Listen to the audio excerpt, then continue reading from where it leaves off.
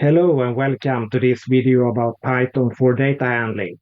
We are excited to have you here, and in this video we will talk about Python's for loop, which is fundamental to data science, data analysis, machine learning, and most other parts of programming, computing, or computer use. The for loop is used in almost every calculation, from the simple mean or simple sum to advanced super-parametrized math or machine learning models. The for loop is likely the most commonly used pattern of all patterns within data science and machine learning. As a type of pattern, the for loop executes statements for each item in a defined range or for each object in a collection. The for loop is generally used to either execute a particular calculus for each object in the collection, or for calculating a number from each object in the collection, or for generating a number of objects in a collection from a given range, the number of positions in the collection, or other numbers. Let's talk some in detail about the for loop.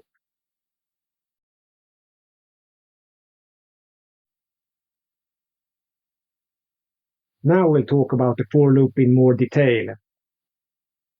And the for loop executes statements for each item in a defined range or object collections, such as a Python data storage dictionary or a list. The precondition for using a for loop is that the object it is used on has the iterable property. And this means that the for loop may walk through or iterate over each item in the given range or each object in the collection. And the for loop executes its statements or its block of code for each element, item, or object in the range or collection. The for loop is the most used pattern within data science, data analysis, and machine learning. The for loop is necessary for fundamental functions such as the calculation of a mean or an average for a collection of objects.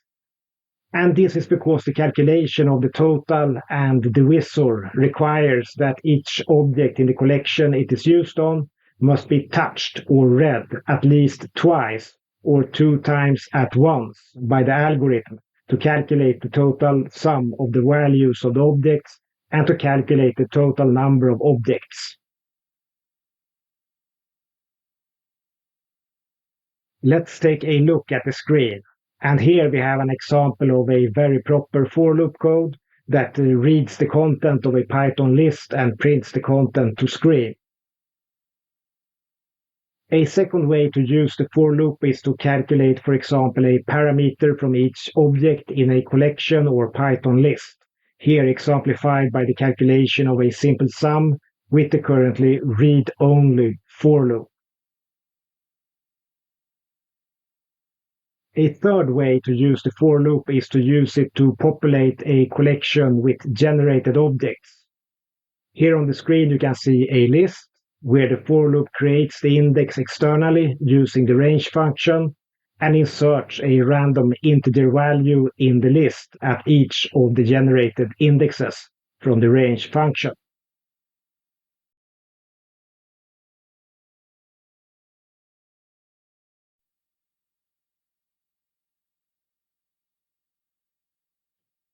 A fourth algorithmic way to use the for loop is with the length and the range functions. This way is capable of writing to the respective positions given by the range function, and this expression has been developed from the mathematical language and is therefore often used with algorithmic recipes as a way to make the math readable, whereas this expression quickly may become non-Pythonic complex, and therefore currently somewhat penalized performance-wise in Python's compilers.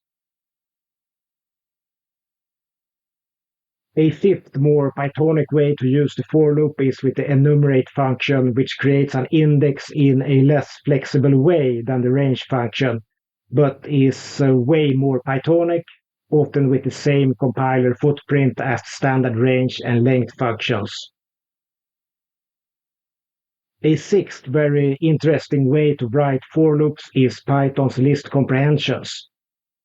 These expressions are compact and considered highly Pythonic for one-liner expressions, less Pythonic for more complex expressions. These list comprehensions have received some extra care in the Python's compiler, and therefore in some cases are executed with different speed than other Python for loops. So alright, now we'll type some Python for loop code and discuss some deeper knowledge about for loops and associated tech. So start up your code editors, because we will type some for loop code.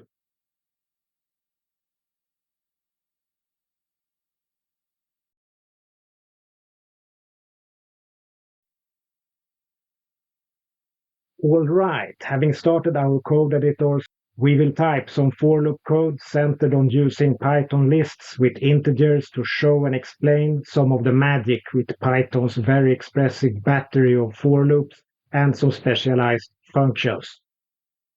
So let's type what this code will be about. We type Python for loops.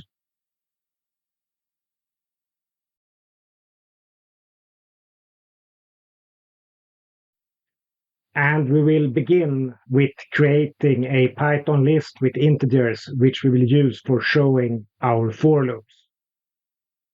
So we type create a Python list for use with our for loops. And we call it list1.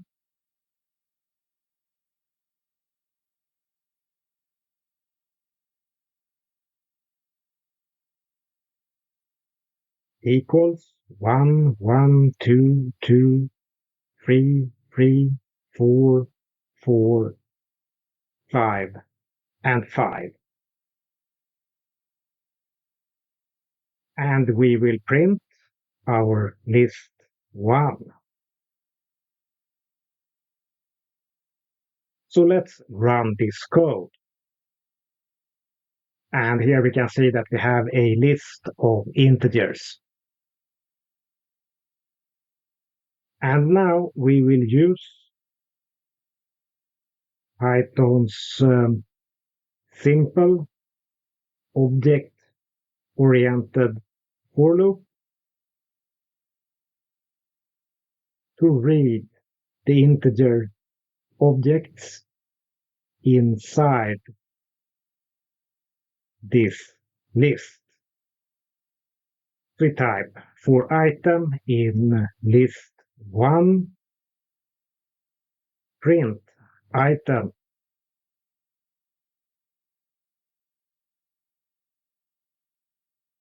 And we run this code. And here we can see that we have printed each item in the list.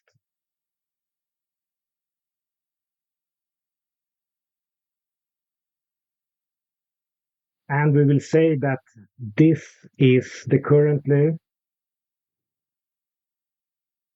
fastest native way to loop a list in Python and read the list contents.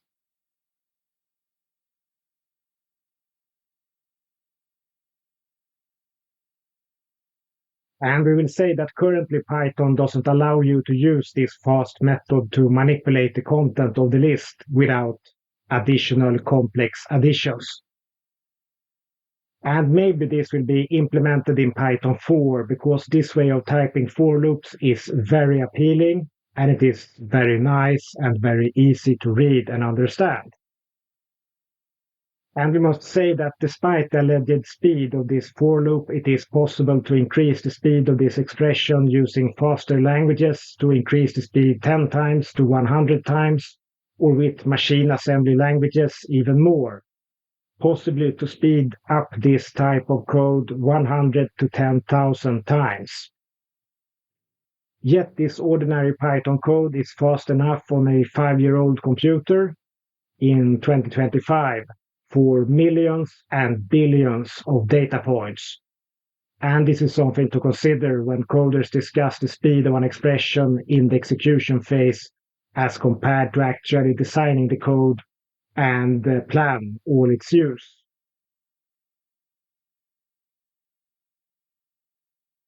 So right, we create a new cell. And now we'll take a look at the more common and more algorithmic way of using the Python's for loop. So we will create a for loop to iterate over the list and change each item or element using the index of the range and length functions.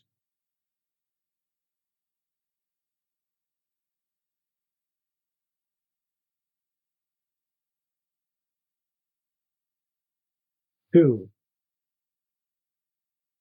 address the list's index. We type for item in range of the length of list 1. List 1 item equals list 1 item plus 1. And we will print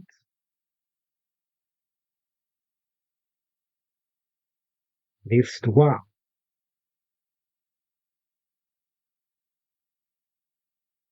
And we can type that this way of writing the for loop is currently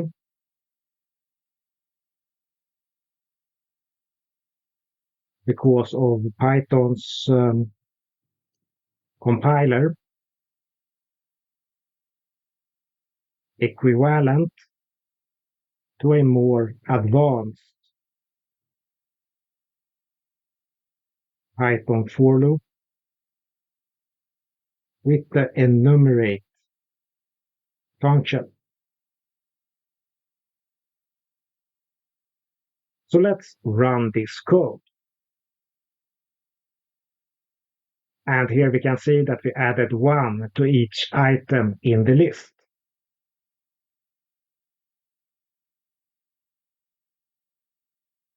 And we can say that this code is slightly slower than this code. And we can say that this is an active choice of Python's designers to try to force more Pythonic future code, whereas the algorithmic way of writing the for loop likely can be optimized to a faster code execution due to all older static languages using this type of looping for compatibility with the mathematical and numerical languages. And the advantage of using this way of typing the for loop is algorithmic compatibility and mathematical readability, plus detailed control of the code execution. The disadvantage is more complex code that easily becomes hard to read for programmers, but is easier to read for mathematicians and other algorithmic implementers. And we must also say that within data handling, which is what this video course is about, both of these ways of typing the code are equally right to use, even in cases where the loop is used for read-only purposes. And this is the fine line where persons doing data handling and/or algorithms often may clash with object-oriented Python programmers who prefers to use the Python for loop standard and the enumerate or list comprehensions to control the for loop logic.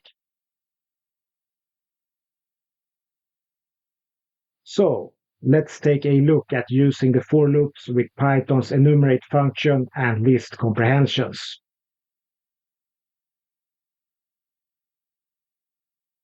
So we will type for loops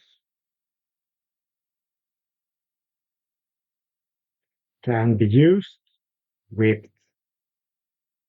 Python's enumerate function to enumerate objects in a list.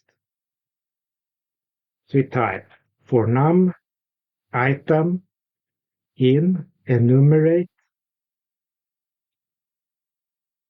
list 1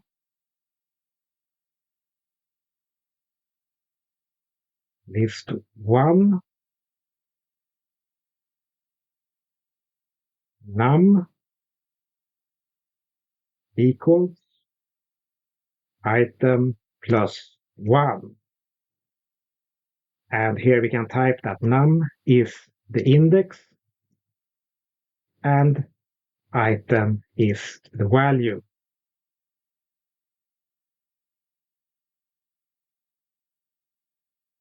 And we can print list 1.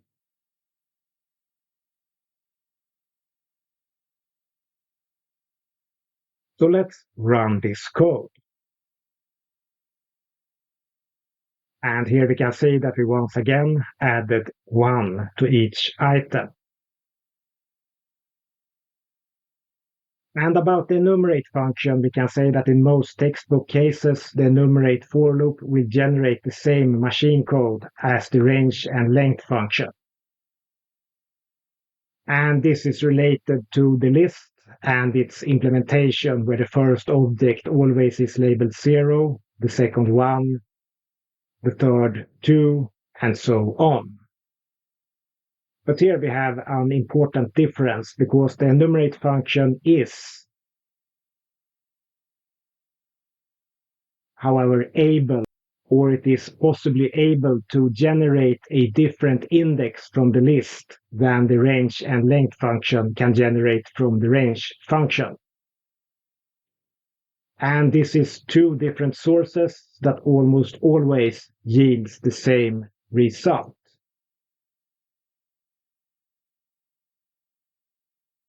And here we can say that Python programmers, they like this enumerate function, and the mathematicians and algorithmic persons, they like the range and the length function. So let's take a look at list comprehensions. And we will start to type that list comprehensions can do a similar job with a 1+ liner. We can type list2 equals item plus 1 for item in list 1. And we can print list2, and we can print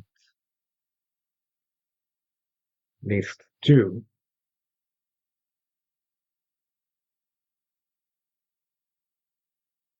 So let's run this code.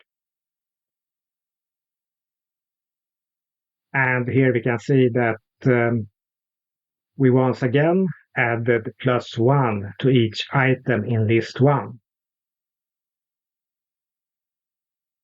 And we printed list 2, which we generated, and we printed the elements of list 2. And about list comprehensions, we can say that list comprehensions utilize other optimizations than ordinary for loops.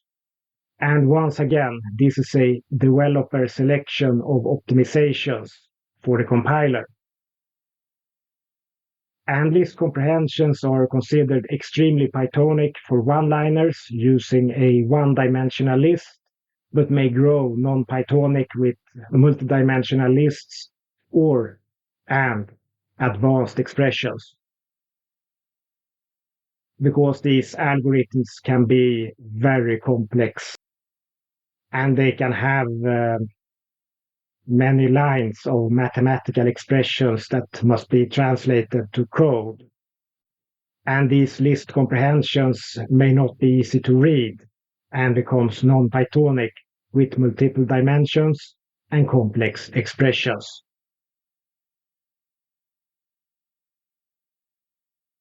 So all right, let's talk some about simple and common uses of the for loop.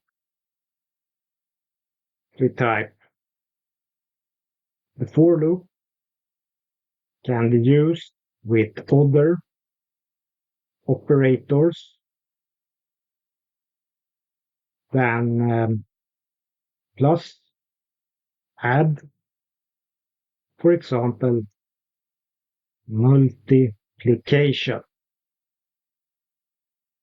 So we can type for item in range of the length of list 1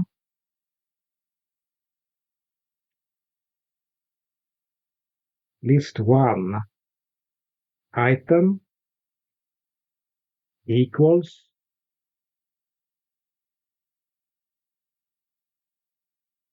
list 1 item multiplied by 1000.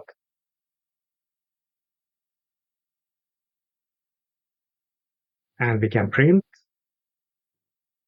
the elements of list 1.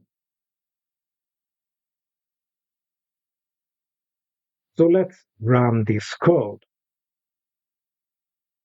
And here we can see that each element in list 1 has been multiplied with 1000.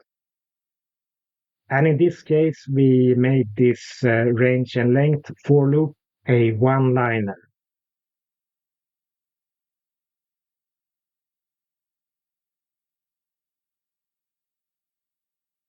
And there are many ways to use these for loops. So we can say that for loops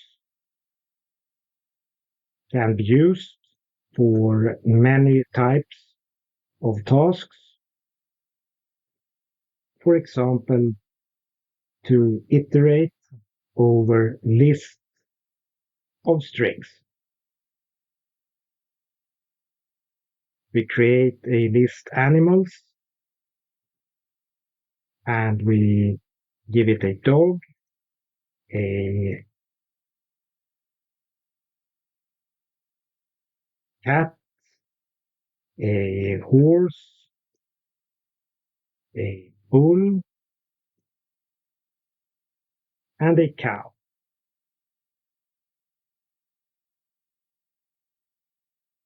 And for animals, in list of animals, print animal.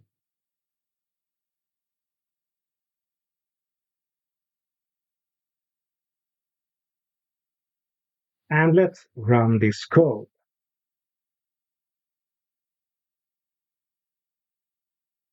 And here we can see that the for loops can be used with lists of strings.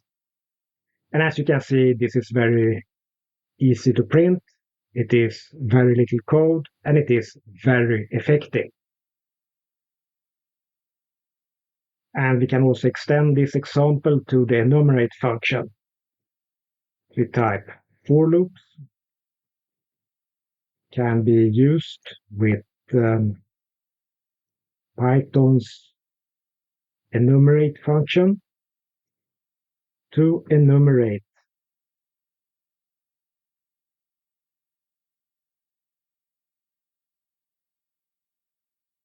objects in a list, which can be very useful in some use cases. So let's type for num animal in enumerate list animals, print num and animal.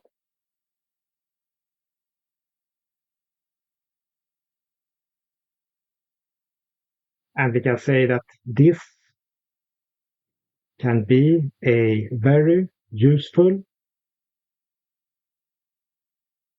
trick when creating a dictionary from a list,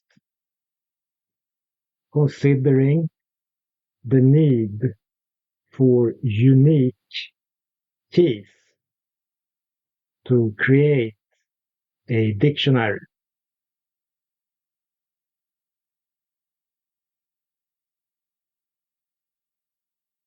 And we can say that this is also useful for many other data operations where enumerations currently are a necessary alternative to Python's read-only for loop. So let's run this code. And here we can see that we have created a index for each animal in the order they are placed in the list. And this means that we can convert this list into a dictionary and use the list position as the key to the dictionary. And as I said, this can be very useful in some situations.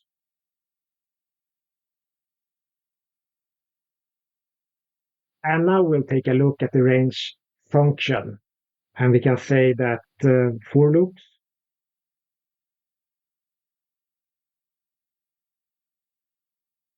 can be used on ranges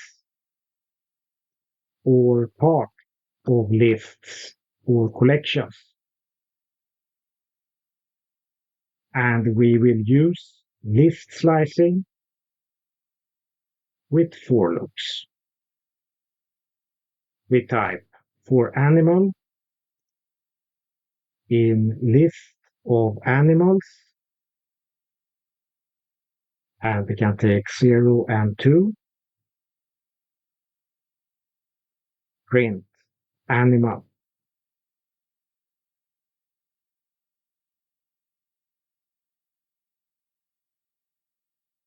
So let's run this code.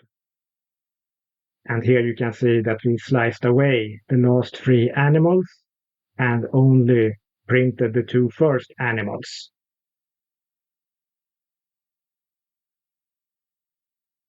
And this range function and length function can be used with some flexibility. We can type that we can use ranges and the length function. And for example, steps of 2. We type for animal in range of 1, the length of the list of animals, and step. And we can print list of animals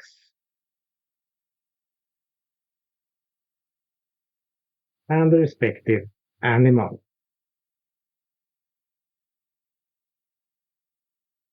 So let's run this code.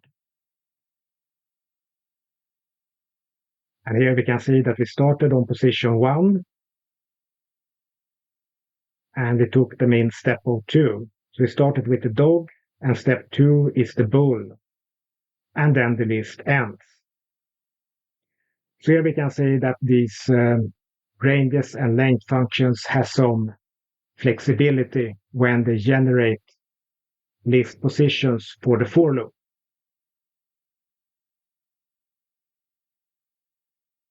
All right. Do you remember that for loops could be used to create content for lists?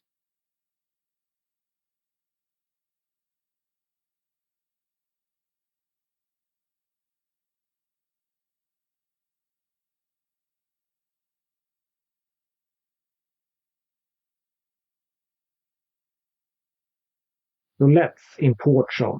So from random, we import rand range. And we can say that this function gives us random integers when we call this function. And this time we enter the import here in the code, in this cell. And to be Pythonic, we should place this import at the start of this program. But in this video, we place it here in this cell where we will use it. We create a new list, which we call list2. We make it an empty list. And we type for item in range of, we start at 0. We end at 4. Steps is 1. We will insert at the position item a rand range item from 0 to 4.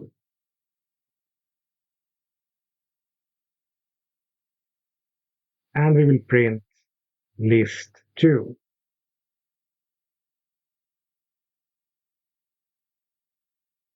So let's run this code. And here we can see that we generated 4 random numbers and placed them in a list. So here we have used the for loop with the range and a random number generator to create and populate this list with a few random numbers.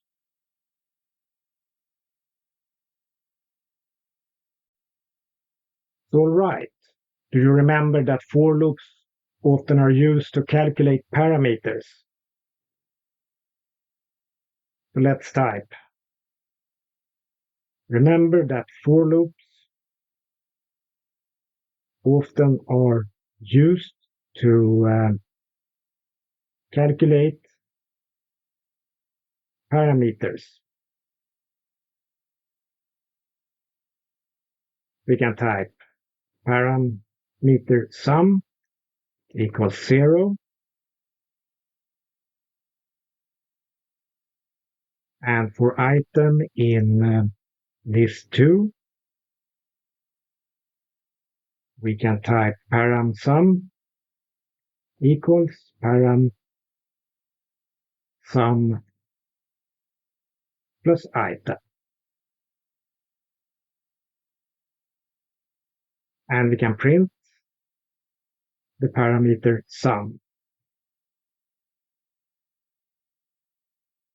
So let's run this code. And here we can see that the sum of all of these integer objects is 5. So here we use the read-only Python for loop to calculate a parameter. And as you can see, this is very simple code, and this is easy to read, and this is easy to understand. So what we will do now is that we will go to the advanced part of this video lecture.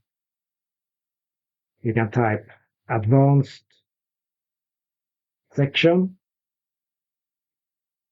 for loops, and multi-dimensional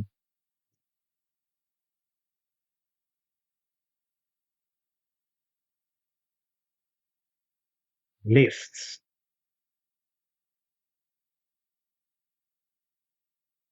And as usual, if this content feels too advanced, just continue this section and return afterwards. And with repetition, you will discover that this code has become very simple and easy for you to understand and handle.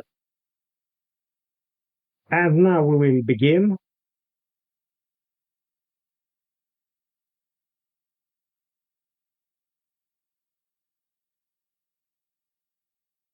To create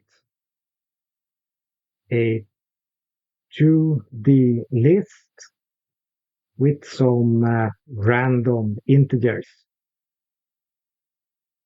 We will type list4 equals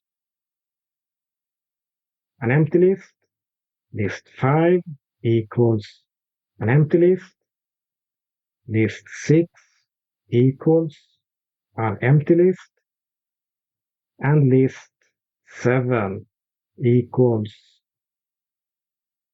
list4, list5, and list6.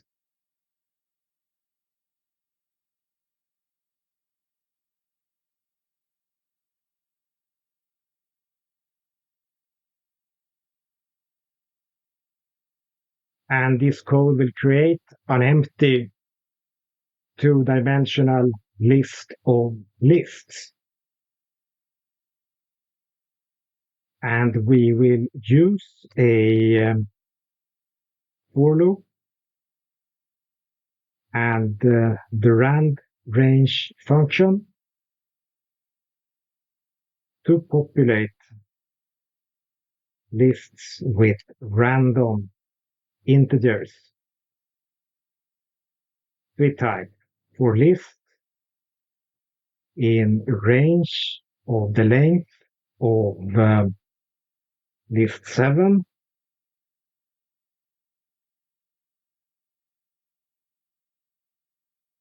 for item in range of 0, 4, and 1, list 7, list,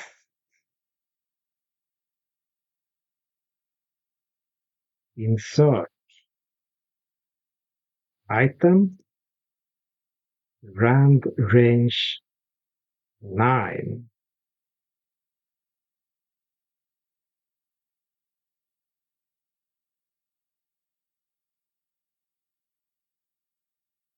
And we will print list 7.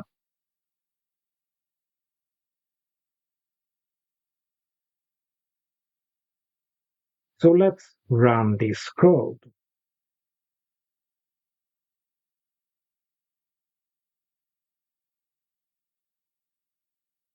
And we can say that the result is a two-dimensional list of lists with integer content.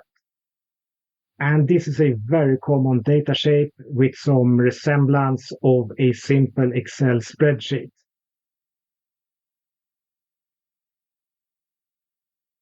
And we can use a for loop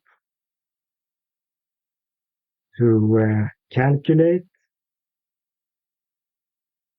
parameters for rows and columns. For example, simple sums in 2 dimensions. We type param list1 equals an empty list and parameter list2 equals an empty list.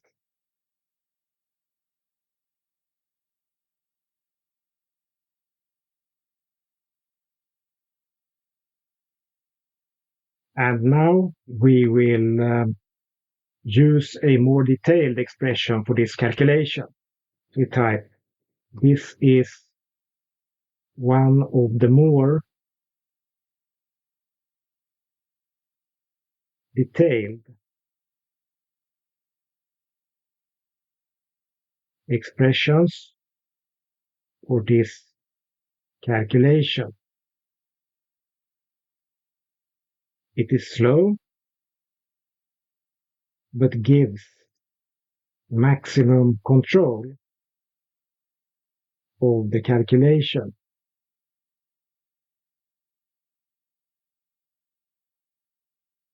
And the ability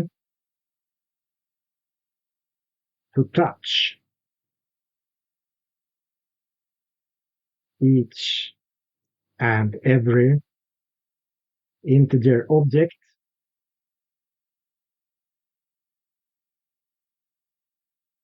or list position in the list of lists.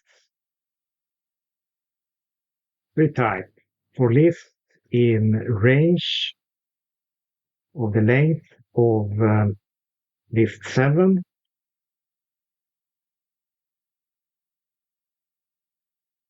param sum 1 equals 0,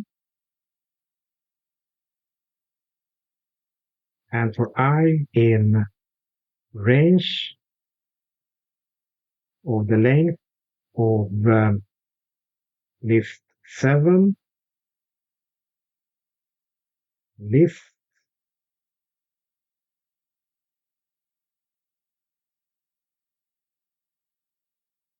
param sum 1 equals param sum 1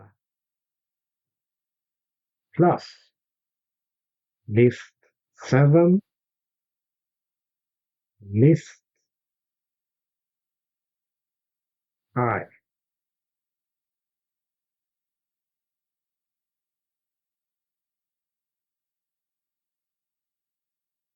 And we add the calculated parameter to param list 1. We will append param sum 1.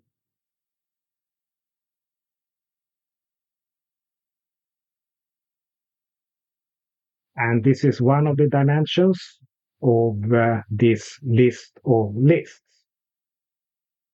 And now we'll take the other dimension. We type for I in range of the length of list 7. And here we will use a specified list 7 to calculate the length of the lists. And we type param sum 2 equals 0. And we type for list in range of the length of list 7.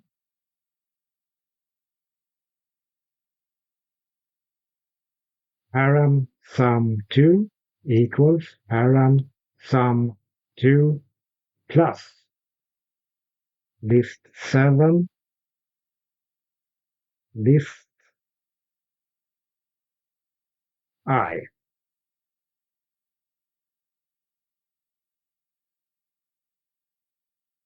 And we type param list 2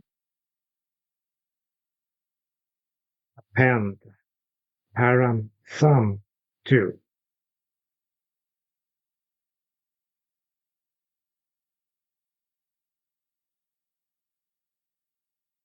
And we print list 7 and we print param list 1 and we print param list 2.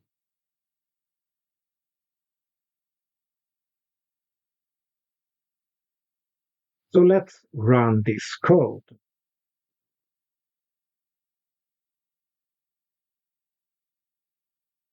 And here we can see that the first dimension is 0 plus 5 plus 1, that's 6. The second is 5 plus 5 is 10 plus 2 is 12. And the other dimension is 0 plus 5 plus 5 plus 8, and that's 18, and so on. So here we can see that we have generated a spreadsheet-like design, or a design which is equivalent to a mathematical matrix. And we have learned how to calculate parameters in 2 dimensions using the for loop. And now we must say that you must please note that there are several Python functions, or you could say specialized Python functions able to handle this particular case.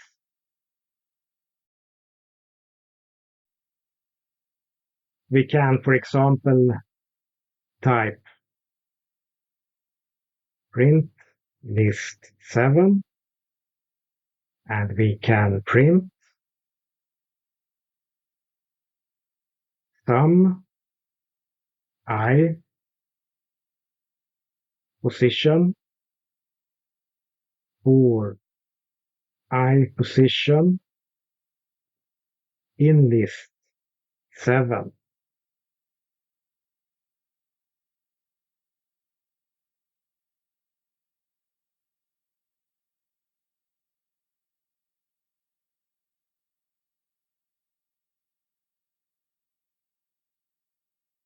And we can print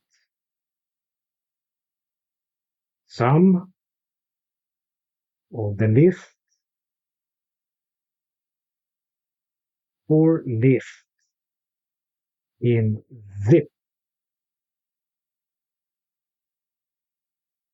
list 7.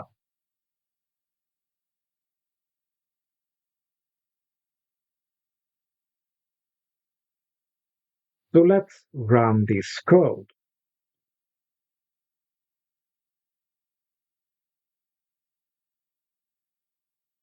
And as you can see, these 2 one-liners made a similar effect as the earlier, more complex code. So let's say that you should please note, while this code is very Pythonic and very expressive, it also puts you under the control of the owners of these functions and their even arbitrary whims in terms of developing the functions. Another issue with these, you could say, short and seemingly very effective code is that only Python coders understand these expressions, and that all of these functions may throw errors under certain conditions related to the length and content of the lists, or for example, not a list included in the list of lists. And we can say that using the more complex expression or the more basic Pythonic for loop expressions is a far bit safer, as they are atomic or near atomic, and changing them would create a need to rewrite millions and billions of lines of code unprotected from code changes, and possibly create an outrage and total mayhem around the globe. And this is why many experienced programmers prefer the more complex non-Pythonic expressions, because they feel that they own the control of the expression, the calculation, and the data.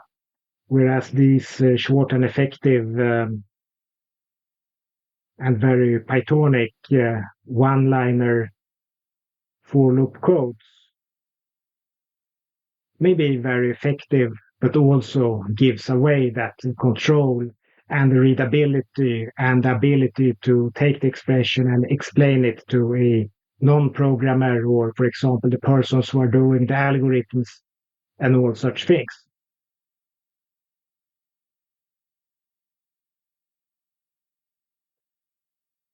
So, right, let's now modify the content of the 2D list of lists.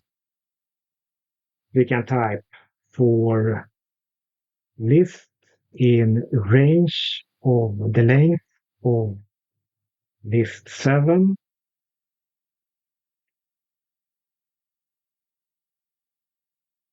for I in range of the length of list 7 list.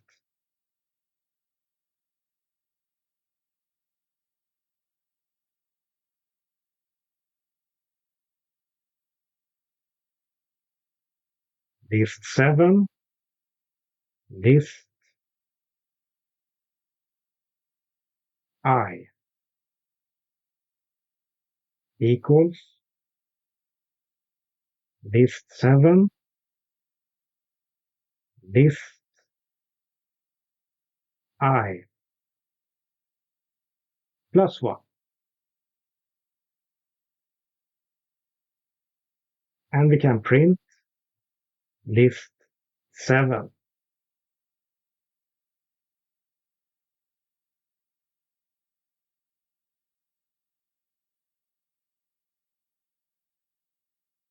So let's run this code. And here we can see that to list 7, 1 was added to every item.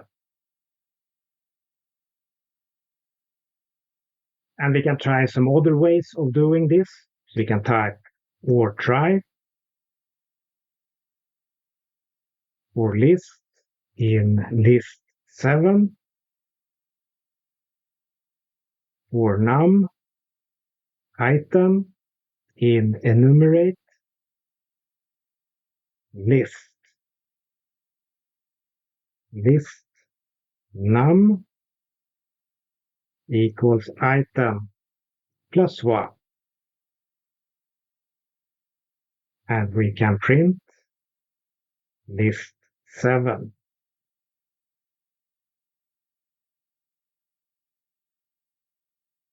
So let's run this code. And here we can see that we once again has added 1 to each element in list 7. And we can say that this enumerate function generates far less code work to type than the range and length function.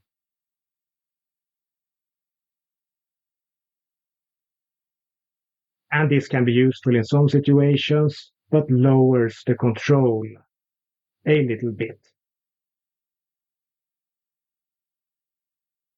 Or try for list in list 7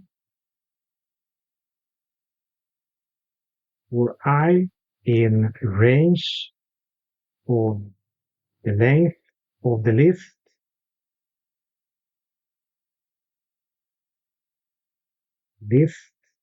I equals list I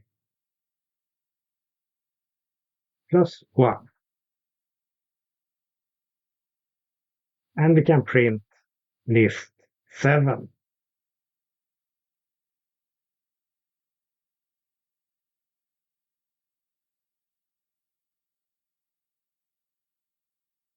So let's run this code. And here you can see that we once again has added 1 to every integer object in the two-dimensional list of lists. And here you can see that we combined Python's most Pythonic for loop both with the enumerate function and with the range and length function.